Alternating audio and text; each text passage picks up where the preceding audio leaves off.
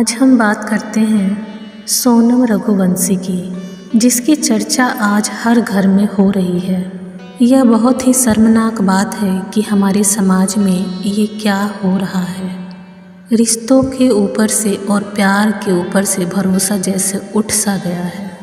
सोनम रघुवंशी एक अच्छी पढ़ी लिखी लड़की, जिसके बारे में आज जानकर रोंगटे खड़े हो जा रहे हैं कि आखिर इसने क्या कर डाला।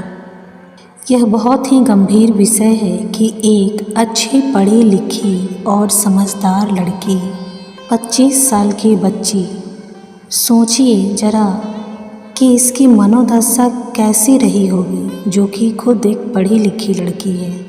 इसके सोचने और समझने की शक्ति क्या रही होगी, इसने कैसे और क्या सोचा, क्या प्लान बनाया और परिणाम तक के बारे में नहीं सोचा, वो भी आज की डिजिटल टाइम में। चलिए इन सब बातों को भी हम अभी अलग करते हैं।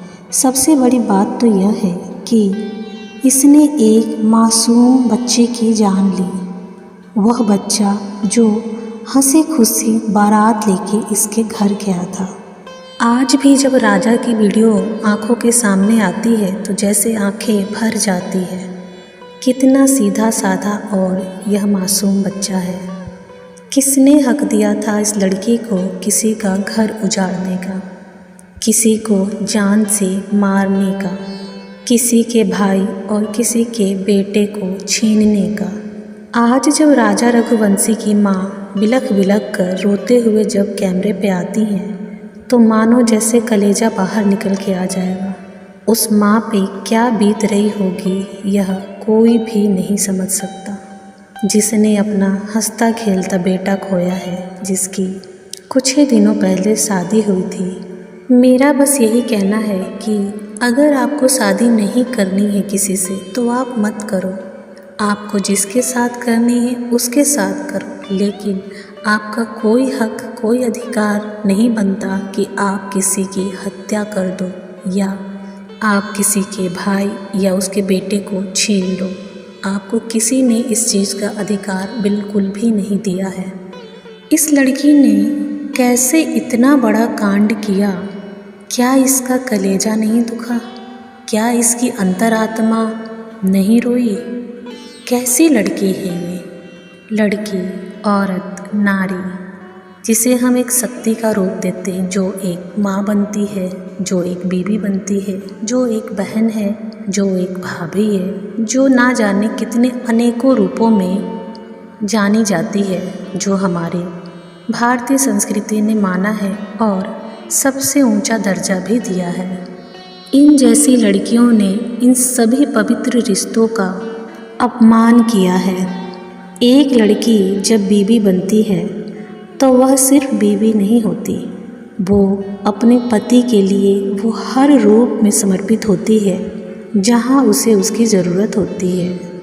कभी वो माँ बन के प्यार करती है तो कभी वो बहन की तरह लड़ती है, तो कभी वो बीवी की तरह प्यार करती है, तो कभी वो एक अच्छे बेस्ट फ्रेंड की तरह रह के उसका साथ सपोर्ट करती है। एक जीवन साथी, एक बीवी के इतने सारे रूप होते हैं, पर इसने क्या किया?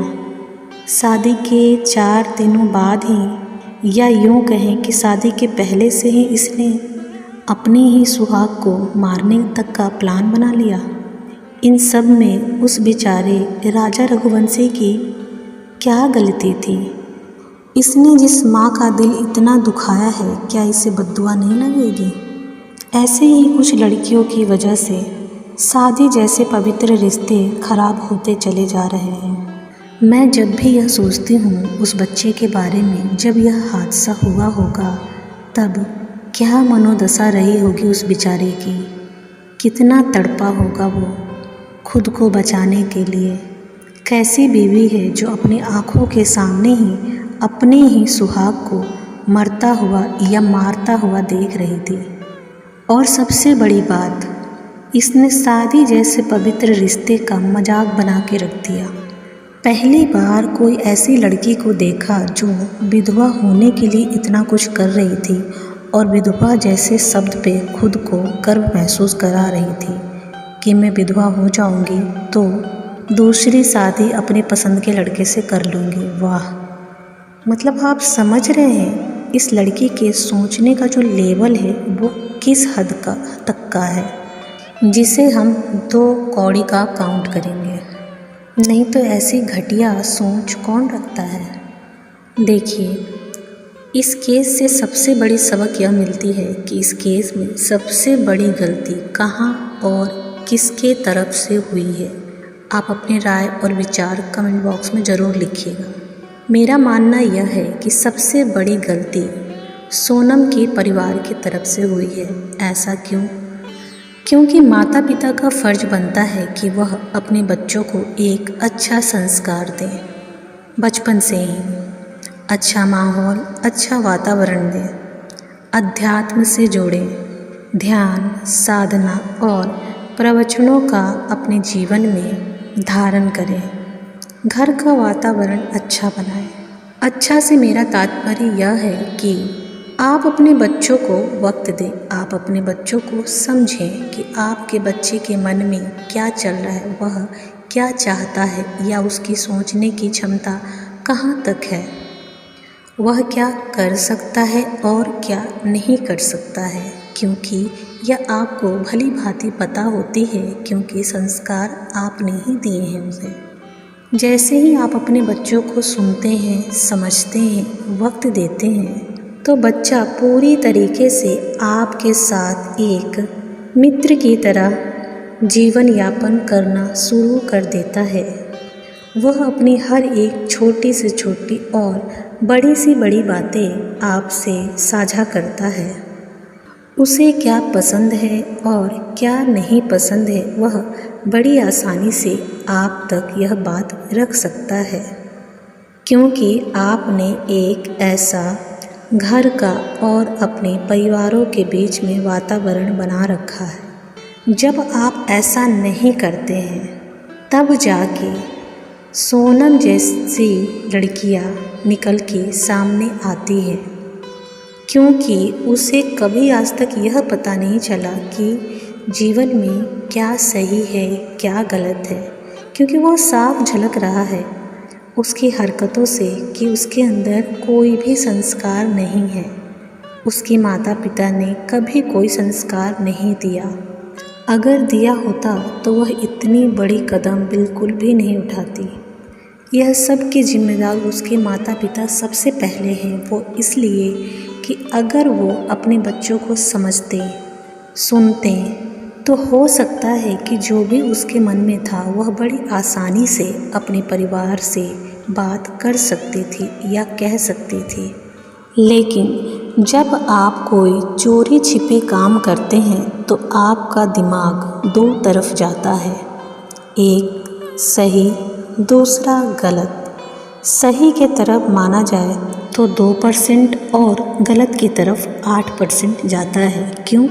क्योंकि यह जो कुछ भी हो रहा है वो अकेले खुद से ही कर रही है।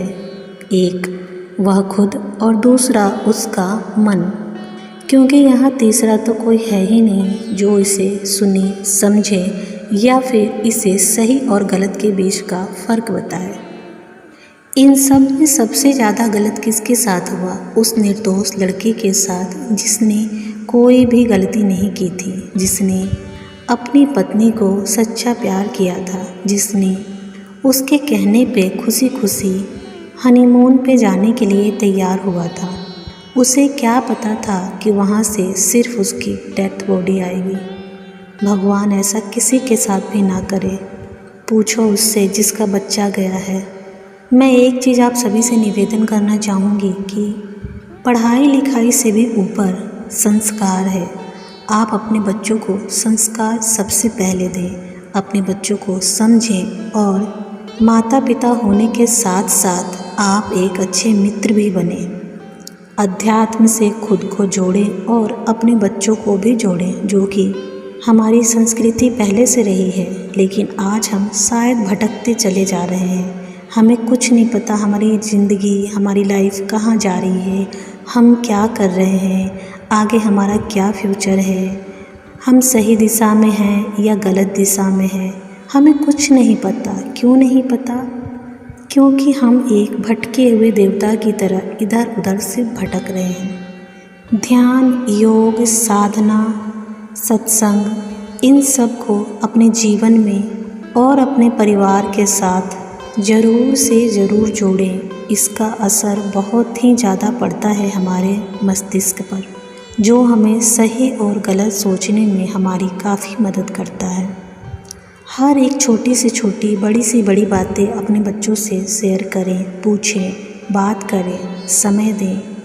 और एक बात मैं यहाँ कहना चाहूँगी कि अगर आपका बच्चा किसी और को पसंद करता है या वो नहीं कह पा रहा है, तो आपका फ़र्ज़ है कि आप उससे पूछें कि बेटा, आपकी लाइफ में कोई और है या आप किसी को पसंद करते हो, तो आप जानें, समझें उस चीज़ को। और बेहतर होगा कि आप अपने बच्चों की शादी वहीं करें जहां उसने चुना है अपने लिए अपने जीवन साथी।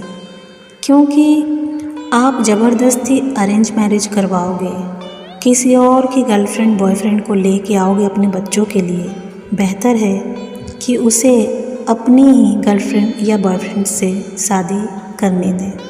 पहले बच्चों से पूछें, फिर खुद समझें और फिर आगे बढ़ें, ताकि सोनम की तरह कोई ऐसी घटना ना हो। यह बहुत बड़ी सीख है समाज के लिए और परिवार के लिए। देखिए, एक इंसान को क्या चाहिए होता है? एक ऐसा जोड़ा जो एक दूसरे को जाने, समझे और प्यार से पूरी ज़िंदगी अच्छे से निभाएं। अगर कोई पहले से किसी को जानता है तो बेहतर है कि आप उसे आगे बढ़ने में उसकी मदद करें, ना कि किसी और के पल्ले बांध के, जिससे बेकसूरों के साथ कुछ नाइंसाफ़ी हो। ऐसा बिल्कुल नहीं होना चाहिए।